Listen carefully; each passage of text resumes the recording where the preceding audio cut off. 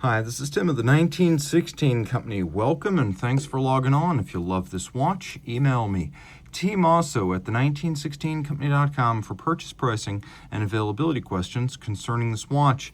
And this watch is the Patek Philippe 5204P-010.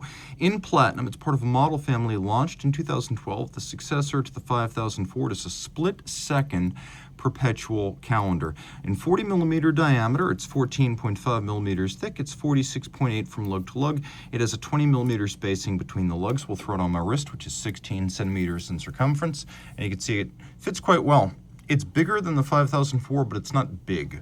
So even with the strap being fairly stiff and fresh and new and not broken in, I still have no problem demonstrating that I've got clearance on each side. These lugs are nowhere near overlapping the edge of my wrist. You could wear this quite easily on a wrist as small as 14 centimeters circumference, maybe even 13 and a half as the strap breaks in and becomes less stiff and tight. It is flat enough to fit under a dress cuff, not necessarily because it's thin.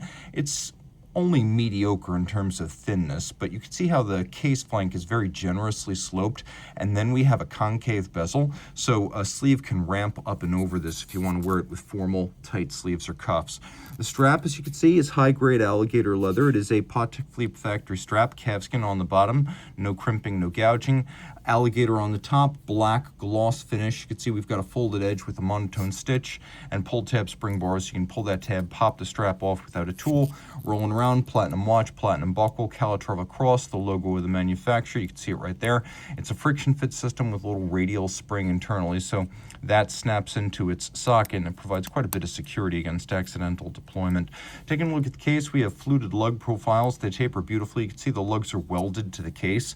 So this is an old school, very slow method of making a case, and if you're going to make tens of thousands of these a year, you can't do that. But if you're going to make perhaps only a few hundred or even dozens of 5204s, then you can take your time to weld lugs to the case, then hand file the joint between the case and the lug to create these sharp breaks, and you can see how complex that joint is. Taking a look down at the bottom, you can see this is a platinum Patek Philippe of modern construction because it has the top Vesselton diamond between the lugs. We've got pusher adjusters too for correcting the Perpetual calendar, which only needs one adjustment in the year 2100. Leap years, irregular length months, you are covered until then. We have a coaxial pusher in the crown, and that activates the secondary seconds hand. So if you want to gauge the split between two concurrent events, you can do so using this system. Runners around a course, race cars around a track, very easy to do. Column wheel, actually two column wheels, and a lateral clutch make for crisp actuation, and it uses a decoupler or isolator system, so when you do stop that secondary seconds hand, it doesn't cause the mechanism to drag and slow and lose time, and that is a very upscale feature that you only find on the absolute best split-second chronographs. We do have a surprising amount of luminescence on this dial, and you can see it's actually quite easy to read.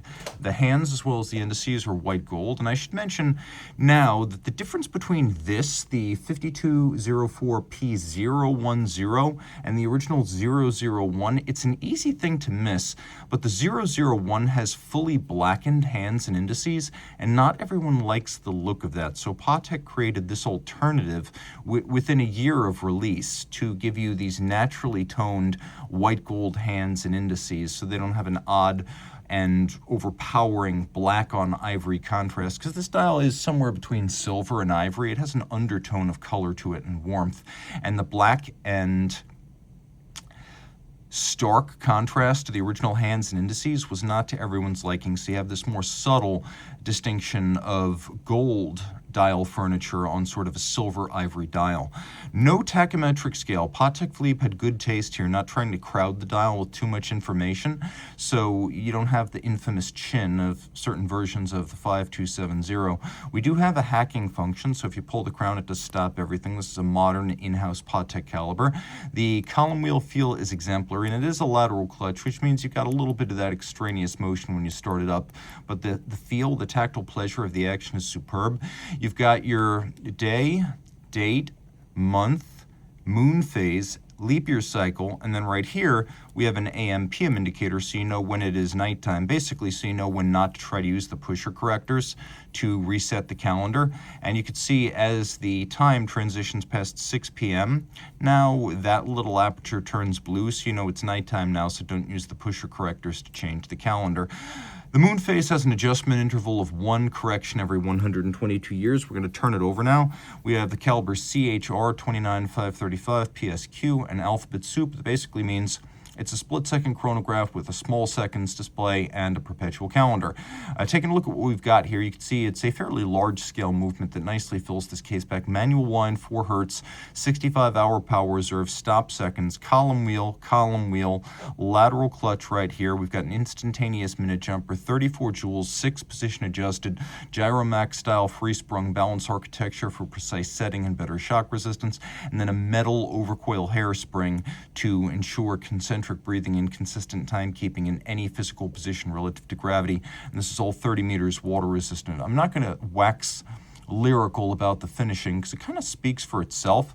The depth, the layers, the different textures and materials. Chronograph parts are mostly steel. Plates and bridges are rhodium-plated brass. Screw heads are polished. We have anglage on both chronograph and bridge components. We have little chaton-style cups for the jewels of the chronograph clutch, satination on the wheels, beveling is outstanding, black polishing of screw heads, but also of the column wheel cap. Engine turning you can see on the base plate in several different sizes. It is, to be clear, every inch or millimeter the equal of anything made by Lange in that regard. This watch, though exotic, is designed to be everyday durable and practical. So if you love this watch, reach out to Team Mosso at the1916company.com for purchase and pricing details. Oh yeah, one more detail, because details matter. It is a 4 hertz movement, so no tricks are played to get the 65 hours of power reserve.